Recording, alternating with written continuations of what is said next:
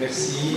Donc, je voudrais remercier d'abord toute l'équipe de Saint-Cyr avec qui j'ai des liens presque plutôt d'affection, et notamment Jean-Paul avec qui je travaille depuis 2 ans. Vraiment, Jean-Paul, je te remercie de ta confiance et aussi de ton accueil qui est toujours vraiment très très chouette. Ça fait beaucoup de bien quand on est intervenant de se savoir accueilli et puis de voir les soucis logistiques quand on arrive le soir.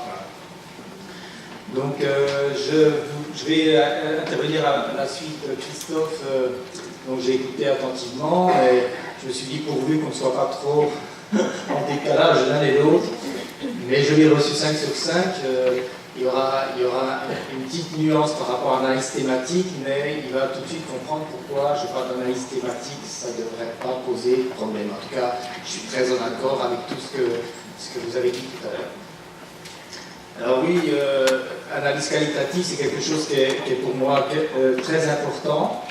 Et je vais très très vite passer sur cette diapo, ce qu'a abordé Christophe, simplement pour dire qu'en fait, il y a 2 grands champs de la recherche, 2 paradigmes, et il vaut mieux qu'on sache vers lequel on va avant de démarrer, parce qu'ils n'ont pas du tout les mêmes logiques, et il y a une vision plutôt avec un courant mécaniciste, où là, on est plutôt dans la preuve, rechercher la preuve, avec une hypothèse qui est posée a priori, de cause à effet, et effectivement, c'est plutôt des méthodes quantitatives, avec des groupes expérimentaux, des groupes témoins, des choses que vous connaissez bien, qui va être l'objet de cette recherche-là.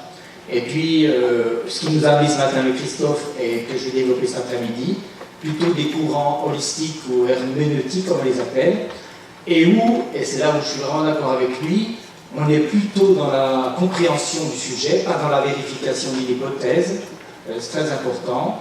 La subjectivité du chercheur est essentielle, donc on est tout à fait d'accord. Et où j'ai vraiment apprécié son intervention aussi, c'est que je suis en complet accord sur le fait que l'hypothèse se co-construit avec le terrain. On n'a pas quelque chose qui va se vérifier, mais quelque chose qui va évoluer, maturer, grâce à la rencontre avec le terrain. Donc, moi, je suis issu de ma formation, c'est l'université d'Aix-en-Provence, Aix-Marseille. Et donc, ce que j'ai un peu repéré à travers ma formation là-bas, c'est qu'il y a 2 grandes familles, je dirais, de méthodes qualitatives. Ce qu'on appelle la méthode clinique, que certains appellent aussi herméneutique, et toutes les méthodes de l'hypnose, c'est-à-dire l'étude des groupes sociaux, qui a commencé notamment à travers tout ce qui s'est passé dans les tribus, mais j'ai une personne que j'ai accompagnée l'année dernière qui est en master IFCS, qui a fait une méthode de l'hypnose sur un terrain de formateur en école d'IBOD. Elle a fait un travail remarquable à partir de cette méthode-là, donc c'est vraiment quelque chose qui est intéressant. Mais moi, je ne vais pas aller sur ces méthodes de l'hypnose, mais les choix que j'ai faits sont plutôt dans la méthode clinique. Alors, pour juste quand même qu'on ne fasse pas de confusion, il faut vraiment différencier ce que c'est qu'une recherche clinique avec une méthode clinique. Une recherche clinique, c'est une recherche qui est au lit du malade. Elle peut se faire avec n'importe quelle méthode, quantitative ou qualitative.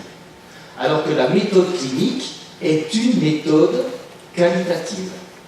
Donc elle s'intéresse au sujet, c'est pour ça que je suis aussi d'accord avec le fait de dire qu'on n'a pas besoin d'avoir une multitude de cas, quelques cas peuvent largement suffire pour identifier ce qu'on cherche, et puis on est intéressé par le recueil singulier de récits à partir de rencontres avec des gens, avec des personnes de terrain.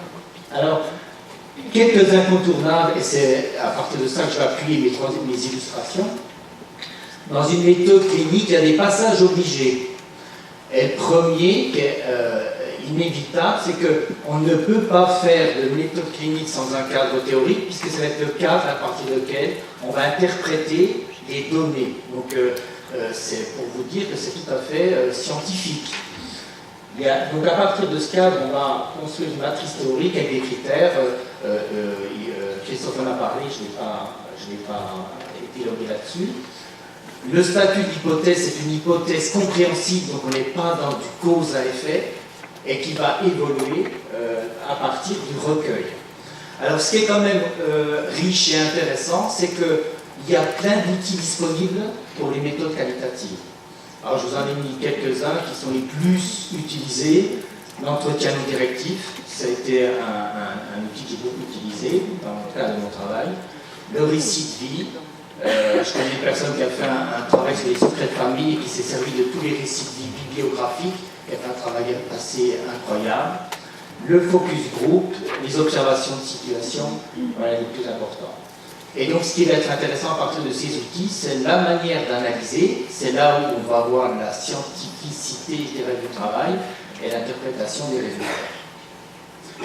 Alors, il y a 3 recherches qui me paraissaient intéressantes à aborder. La première, je ne fais que la citer, mais je ne voulais pas ne pas la citer, parce que pour moi, elle est un travail remarquable au niveau méthodologie qualitative de la recherche. C'est l'informé d'un travail infirmier en psychiatrie, où Jean-Paul et sa collègue ont utilisé l'observation participante, ce dont je parlais tout à l'heure, les entretiens, et ce que j'appelle la clinique de l'activité, c'est-à-dire le dialogue dans les interactions de l'action. Ce qui va être intéressant sur celle-ci, c'est pour ça que je ne vais pas m'attarder sur celle-ci, c'est qu'il y aura un impact de cette recherche qui va être proposé dans un propos ce soir, dans un exposé ce soir. Donc je trouve que c'est aussi intéressant de voir que la recherche, qui m'intéresse moi la recherche aussi, quel est l'impact après que ça va avoir sur nos pratiques. La deuxième, je la propose parce que c'est un travail qui a été fait dans le cadre d'un master à l'IFCS et que c'est une recherche courte sur un temps, le master c'est 10 mois à peine, voire un peu moins pour faire la recherche, mais je voulais vous la présenter pour montrer que si l'encadrement se préoccupe aussi de méthodes qualitatives. Alors, je n'ai pas la prétention de vous faire des comptes rendus de ces recherches parce que ça me prendrait trop de temps, mais j'ai mis l'angle sur quelques petits éléments pour vous aider juste à comprendre l'intérêt. Je ne pouvais pas me permettre de développer tout ça. Et puis la troisième, c'est une recherche que j'ai menée depuis plus de 15 ans, qui s'est fait en plusieurs étapes, d'abord par une thèse de doctorat, puis ensuite par d'autres recherches qui sont en train de se poursuivre, puisque je suis dedans là, pas mal cette année, enfin l'année dernière et cette année aussi. Donc et donc à chaque fois j'essaie un tout petit peu vous montrer l'impact que ça peut avoir sur le soin et la formation. Alors commençons par oui, petit clin d'œil quand même à quelqu'un qui nous a quittés et que Jean-Paul apprécie. Alors l'hôpital entreprise, donc c'est Sylvain Rollo, un cadre de Dijon, qui a fait une recherche et qui posait un contexte, et le contexte notamment que vous avez pu par ailleurs avoir en tête, le contexte de l'hôpital-entreprise, la notion de marché de la santé, les patients consommateurs, clients, patienté. Il a fait tout un travail historique sur tous ces éléments-là, dont je ne vais pas me faire plus l'écho aujourd'hui. Mais ce qui est intéressant, c'est que donc sa problématique, c'était dans quelle mesure et avec quelles répercussions l'hôpital-entreprise, promu par la politique de santé, influence-t-elle des groupes soignants. C'était sa préoccupation. Quel est l'impact sur les groupes, comment il se leur représente et quel est l'impact sur les groupes.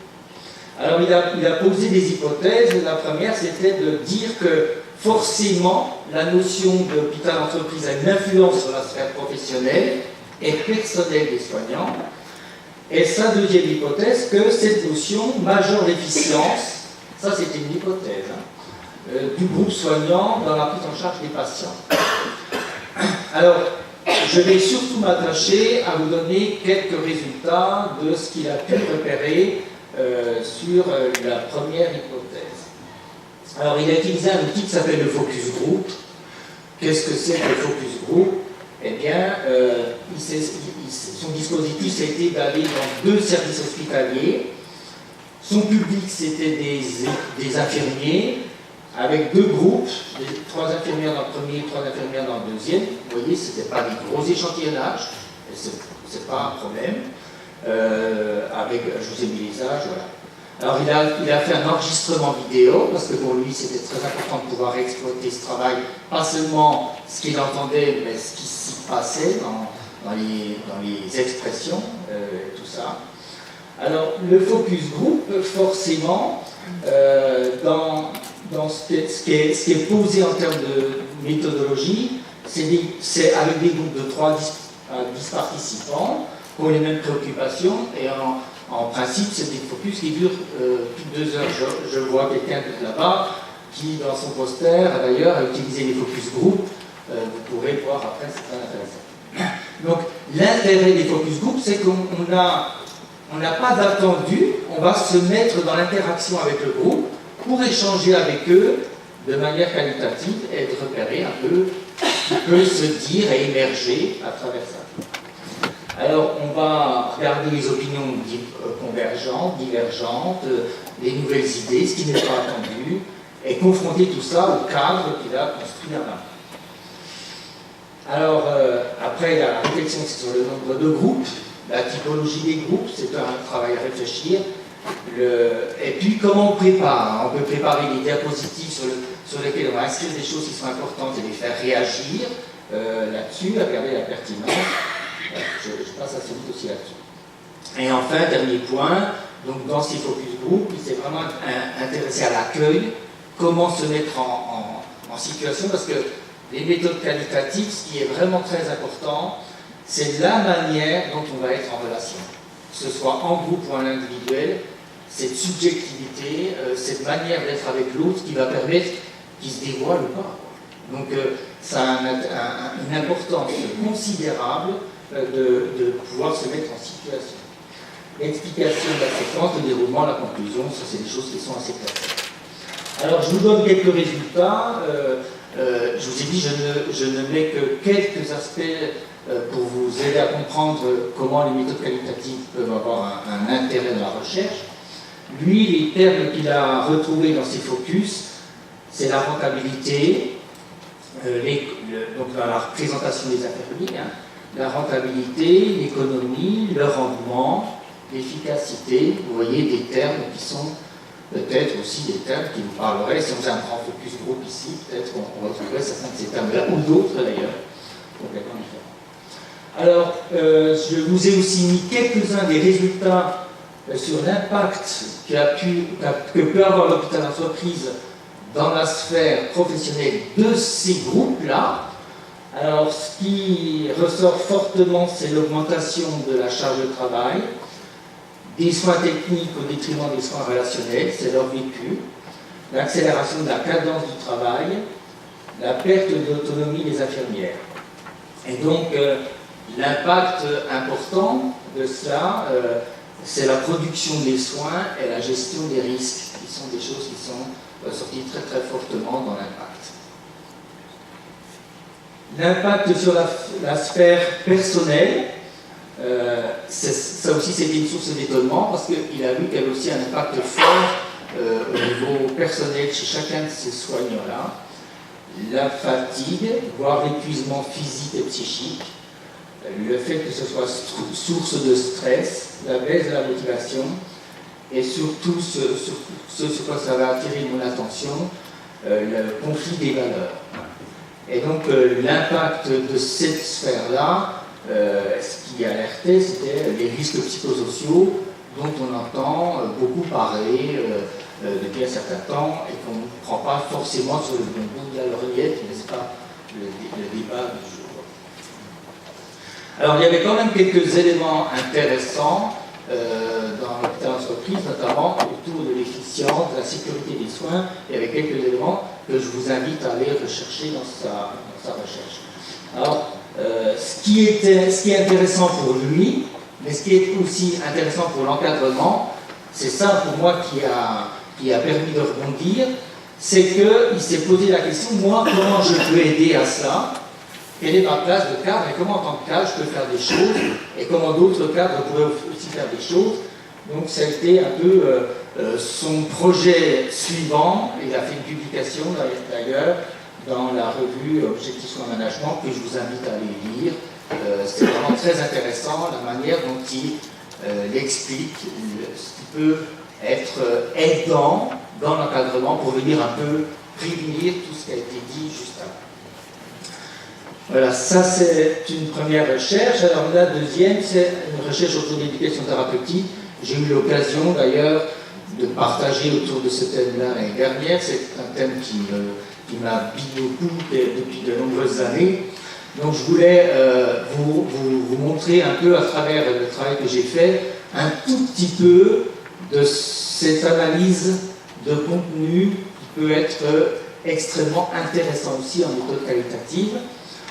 Alors je vous présente juste la problématique, ça a démarré en 2001, et la recherche a pu durer longtemps, peut-être que j'y serai encore à la retraite. La relation éducative, alors je pars d'un terme qui est pour moi essentiel, c'est la relation éducative en santé. Alors je suis obligé d'aller vite, mais ce que vous avez juste à retenir, c'est qu'à travers tout mon cadre théorique, je l'ai défini comme une rencontre singulière entre un soignant et un patient. Par l'éducation thérapeutique aussi pour moi, ce sens-là.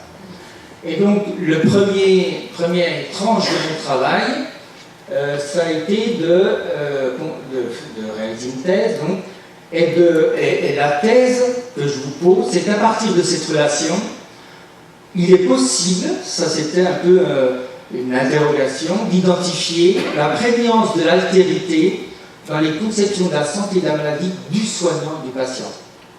C'est-à-dire de repérer que les conceptions évoluent, bougent en fonction de l'état dans lequel est la personne, et donc l'un et l'autre, patient et soignant, doivent évoluer dans leur conception.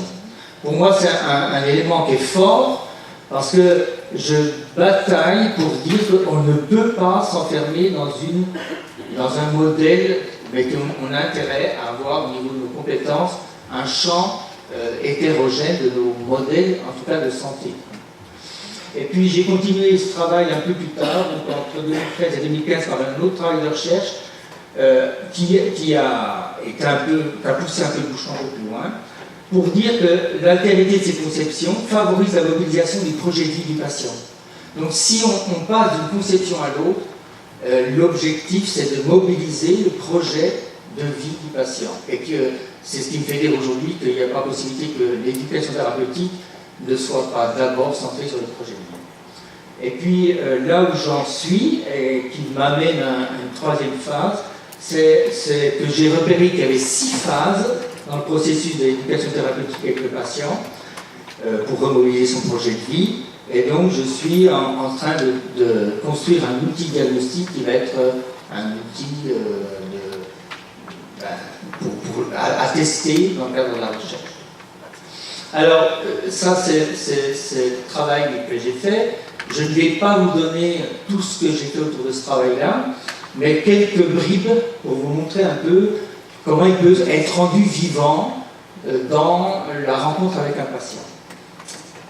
Alors, le dispositif, pour la première partie de ce travail, ça a été 5 terrains, et dans chacun des terrains, de pouvoir rencontrer un patient, donc 5 patients, c'était ça le dispositif de la recherche, avec comme critère qu'ils souffraient d'une maladie chronique, pour que je puisse les rencontrer dans un temps suffisamment long, et puis qu'ils ne soient pas simplement issus de la psychiatrie, parce que pour moi, il y avait les mêmes choses qui pouvaient sûrement s'opérer en hématologie, en diabétologie ou dans d'autres services. Donc l'intérêt qu'avait ce travail, c'était d'ouvrir sur un certain nombre de disciplines, mais avec comme critère des gens souffrant de maladies chroniques, de manière à ce que je puisse les rencontrer 3, 4, 5, 6 fois, 5 patients qui a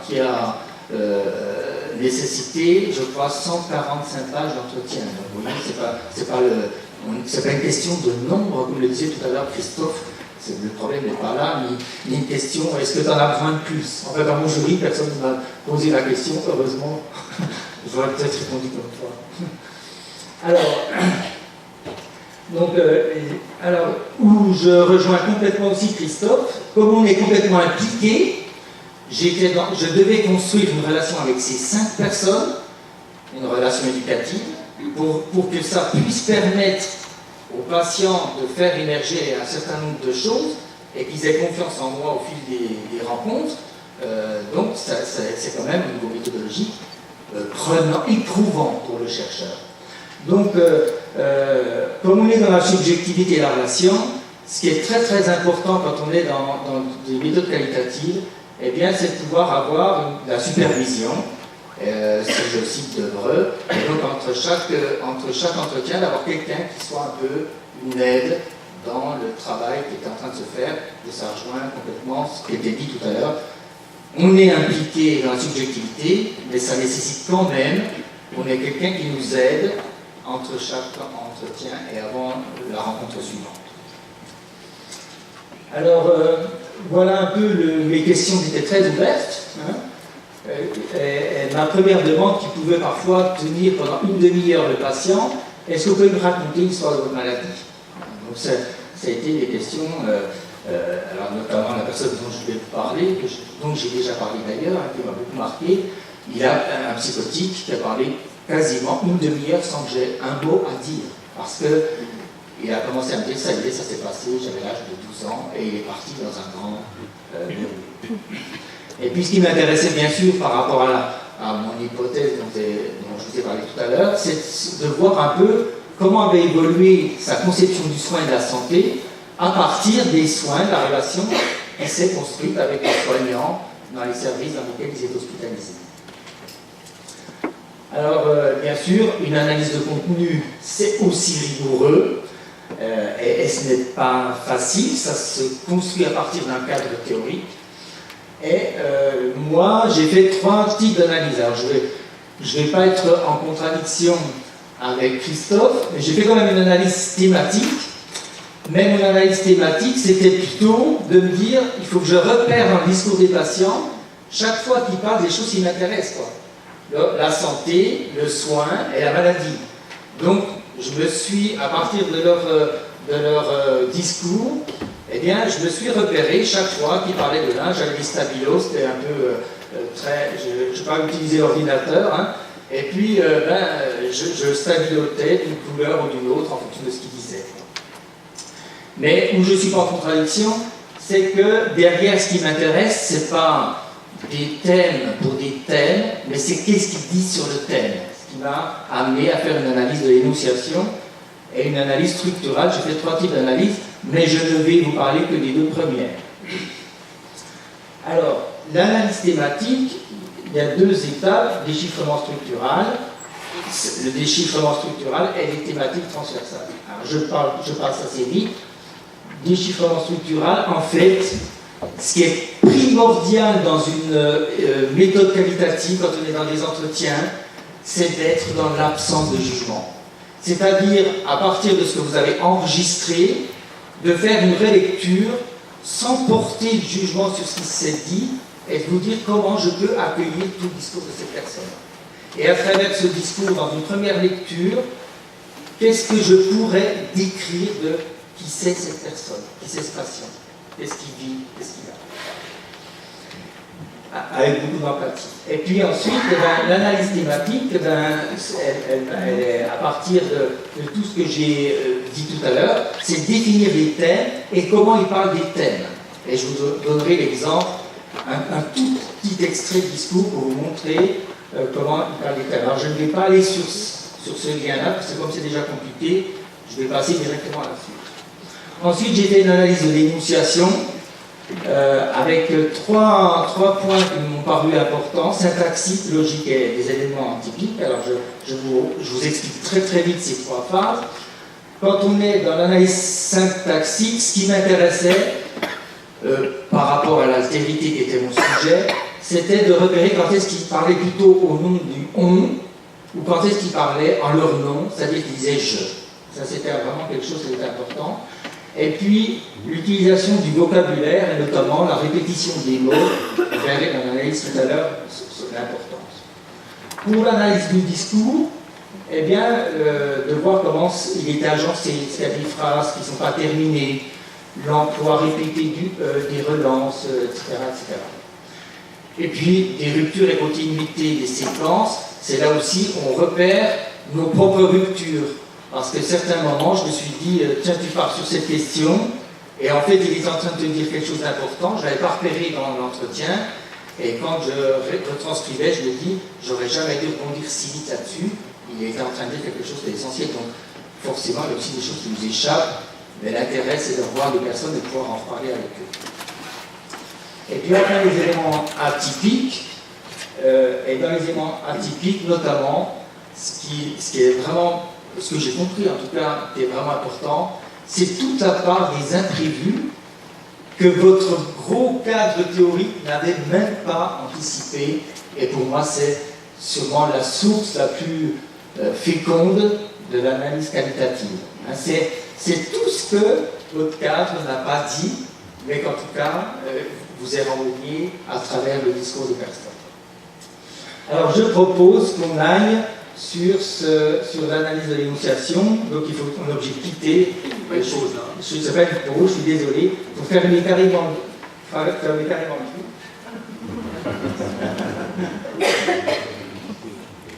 Parce qu'autrement, ça n'apparaît pas. Donc, je vous donne cet extrait. Ce n'est qu'un extrait. Donc, de ce patient extraordinaire. Alors, quand j'ai extrait tout ce qu'il dit sur la maladie, vous voyez, j'ai mis, voilà comment j'ai travaillé avec des stabilos, hein, de façon très c'est pas du tout le monde numérique d'aujourd'hui. Il dit, je suis tombé malade, ça s'est déclaré à l'âge de 13 ans. À 12 ans, j'ai commencé à avoir des hallucinations liquides, tout ça, des choses qui me perturbaient, mais pas en permanence. À 13 ans, ça s'est déclaré violemment, et donc j'ai passé pas mal de temps sans être soigné. C'est-à-dire sans avoir un traitement, suivi pédagogique, et donc ça a duré plusieurs mois d'hospitalisation. Ben voilà, ça s'est déclaré à 13 ans. C'était très difficile à vivre, parce que c'était très violent, parce qu'il y avait des hallucinations, tout ça, et puis un peu une perte. Je perdais pied dans la réalité. Je n'étais plus trop dans la réalité. Et donc, disons qu'à 14 ans, j'ai été hospitalisé, et là, ça a été dur, parce qu'en fait, j'ai eu un traitement quand même assez important, très important même. Et du coup, je passais de toute une période où je vivais des sortes de délires, on peut dire, à une période où là, on m'a sauvé de médicaments. Donc, ça coupait net les délires, en fait. Mais c'était d'autres souffrances, qui étaient plus de l'ordre physique. Donc, à 14 ans, les 3 premiers mois ont été très difficiles, je n'ai pas stabiloté, j'aurais pu aussi le faire. Donc, vous voyez, si on s'intéresse juste au vocabulaire, on a tout de suite la conception qu'il a de ce que c'est que la maladie. Comment c'est dur, violent, si difficile à vivre.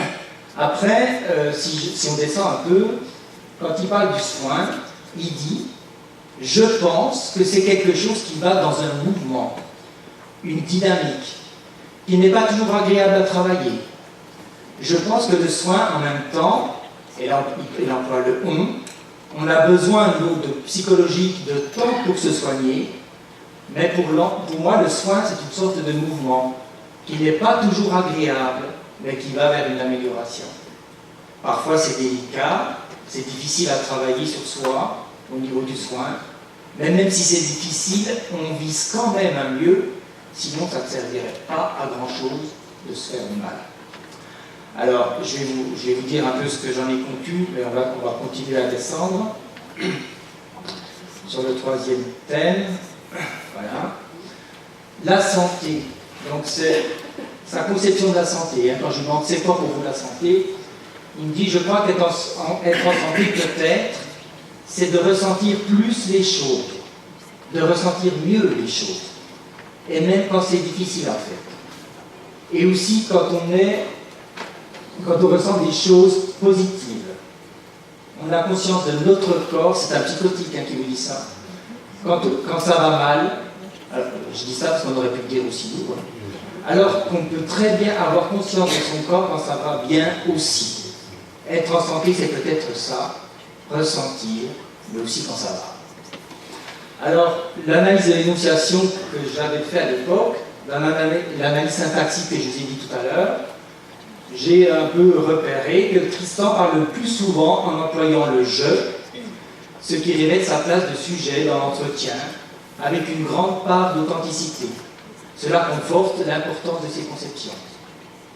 Tristan aborde le début de son expérience de sujet malade avec des termes qui qualifient l'enfer dans lequel il était, qui sont en fluor bleu. Ça s'est déclaré violemment, c'était difficile à vivre, très violent. Ça a été très dur. D'autres souffrances. La ligne 2632, c'est la ligne 2632 qui est référée dans les annexes pour aller voir que je n'ai pas raconté n'importe quoi. Le soin est caractérisé par le mouvement, la dynamique, alors que ce qui caractérise la santé tourne autour de ressentir les choses. Voilà sa conception là où il en est. Donc voilà tout ce que le travail des soignants et les relations qui ont été entreprises ont permis à ce patient-là. Donc c'est quand même à louer tout le travail qui a été fait parce qu'il m'a beaucoup parlé de rencontres avec les soignants. Alors la logique du discours, je vous mets les extraits toujours, hein, parce que pour aller vite. Il est possible de percevoir dans le discours sur le soin une contradiction chez lui. Le soin est une dynamique, un mouvement, dit-il, un rythme qui va vers une amélioration. Mais le soin, c'est un difficile et délicat travail sur soi, où il peut sentir des épreuves avant de sentir du bien-être. Je trouve que c'est un savoir extrêmement important quand on est soignant, de se dire que parfois on passe par des épreuves quand on soigne des personnes, et ce n'est pas notre volonté, notre objectif, mais que c'est un passage qui est sûrement nécessaire à ce moment-là.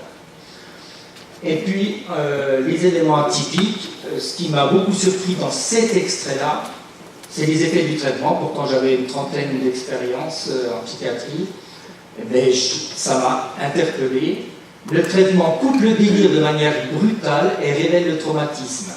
C'est violent des deux côtés, tant du côté de la maladie que du délire, mais aussi du côté de l'arrêt brutal du délire qui amène d'autres souffrances. Donc pour moi, ça a été aussi une vraie découverte. On donne un traitement pour faire du bien au malade. On n'est pas toujours conscient que ça va d'abord être une épreuve et une souffrance chez lui qu'il va falloir accompagner. Si on sait ça, c'est un peu plus facile à ce moment-là de comprendre pourquoi il arrête son traitement aussi. Je vais avoir terminé. On va revenir juste sur la fin du diaporama. On est presque au bout. Je sors avec le temps.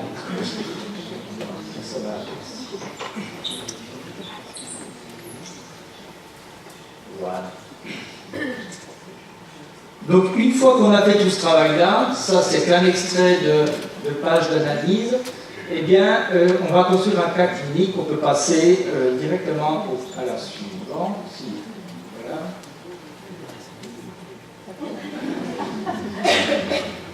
Voilà, c'est ça la magie. Donc, et c'est ça qui m'a amené dans ma deuxième recherche, tous les états par lesquels passent les personnes. Et quand on est dans l'éducation thérapeutique, c'est important de le savoir. D'abord, l'expérience violente de la maladie, qui nécessite un traitement curatif, arrêt brutal du délire, arrêt du traitement, il a fait des tentatives de suicide, puis des rencontres, de la relation avec des soignants, qui l'amènent aujourd'hui à dire qu'il ressent des choses bonnes, et qui est plutôt dans une remobilisation de son projet de vie. Tout ça, ces étapes-là, c'est entre 12 et 22 ans. Il a 22 ans au moment où je l'ai vu, donc je me dis c'est quand même louable, en si peu de temps, il y a tout ce travail-là qui a pu être fait avec lui. Alors je termine en vous donnant quelques résultats beaucoup plus globaux de mon travail de recherche. Une question qui me traverse encore l'esprit aujourd'hui. Tous les patients rencontrés se décrivent d'abord comme objet de soin, et plutôt que de voir ça comme quelque chose de négatif, je me suis demandé si ce n'était pas un chemin obligé. L'importance pour le patient de se projeter dans un avenir avec la maladie, ça c'est très très important. La maladie n'est pas une fin en soi. Alors, le point peut-être le plus important de mon travail de recherche, c'est de repérer que l'évolution dans les conceptions de la santé et de la maladie du patient et du soignant, grâce à la relation éducative, permet l'émergence de l'altérité et du projet de vie tourné vers la vie avec la maladie. Et du coup, et ça sera mon dernier point, si des personnes soignantes restent bloquées dans un modèle de la santé très curatif, ils empêchent ou ils bloquent le processus. Donc ils empêchent la personne d'avancer là où je vous ai dit que c'est important, notamment dans le projet de vie. Donc, vous voyez toute l'importance aussi de la formation. Ça a été vraiment, c'est un des cas cliniques qui m'a amené à ça, où l'infirmière restait très centrée sur le curatif et le modèle biomédical, et du coup, on a vu dans la situation le patient se refermer comme une huître, parce qu'il ne pouvait pas, dans cette relation, aller plus loin que ça.